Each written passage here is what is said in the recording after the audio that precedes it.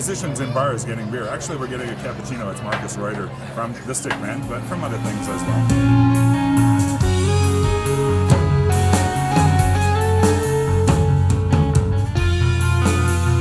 So how did you start with the Stick Band? That was in 2010, late 2010. Pat called me and said that the former guy in the band had left and he wanted me in the band, and that he had recommended me to Tony, and I found out that the California Guitar Trio, which are also friends of mine, had recommended me, and so, well, I slept on it for one night and I said yes. Ah, great. Yeah. Not a tough answer. No, and it started out really great. We got together and we wrote the biggest hits that we're still playing like on the first day.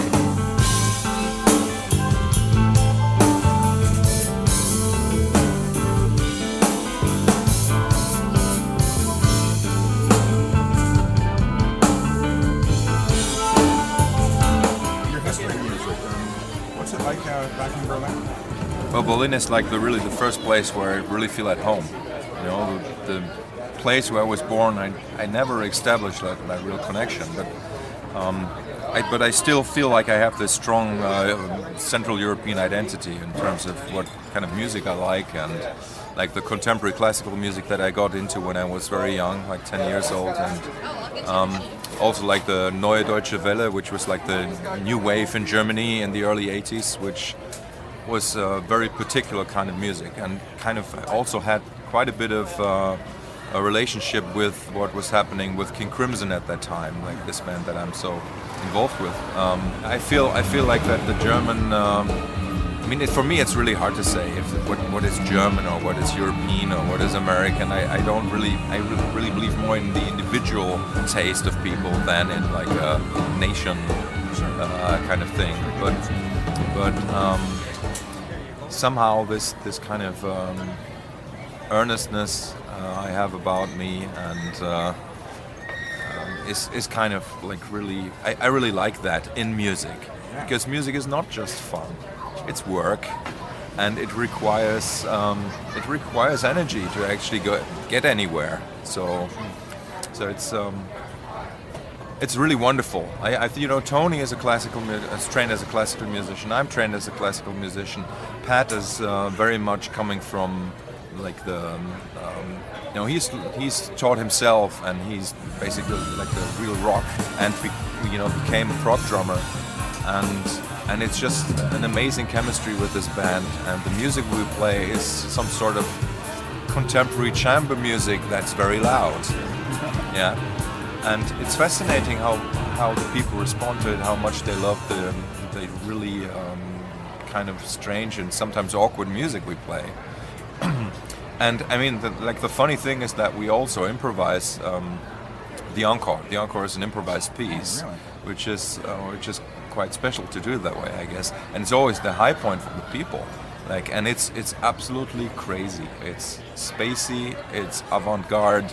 It's it's just wonderful that in these times where sometimes people say that's like not a good time for music, but I think it's the best. We can get away with crazy stuff and people love it.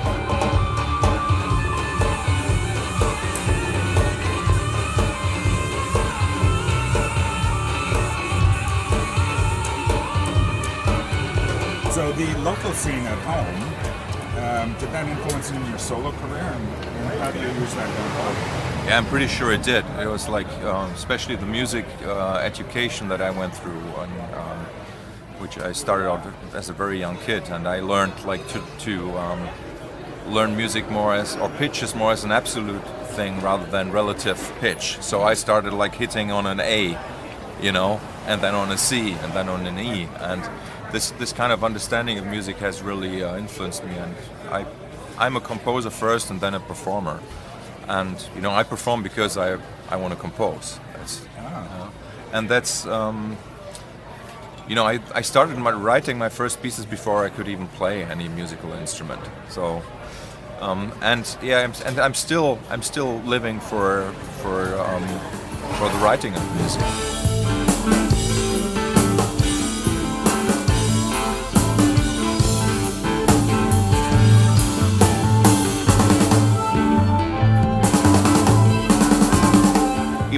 pieces I've written for Stickman, they start out as little modules that kind of have something like particular about them, something a little special or different, and then we build the songs. I build the songs around them, or we build the songs around them. It's really like a little idea. So that's how it works.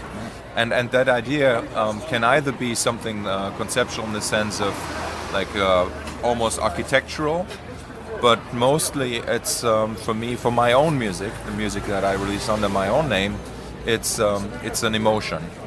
It's an emotion that I not that I want to express the emotion, but I have some sort of vision about an emotion, and then I'm going on a quest to find the music that expresses that emotion. And that's how I composed my orchestral piece Torontorox 513, for example. I had this vision for this feel, and then it took me like 15 years to find the tools that generated that piece.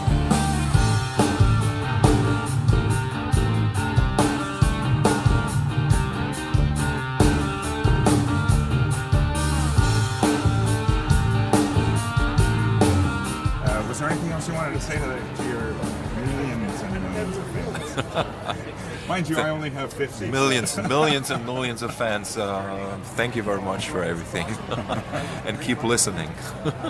Thank you for being on Musicians in Bars Getting Cappuccino today, Markus. Yeah. It's been a pleasure. Thank you. Cheers. Thank you.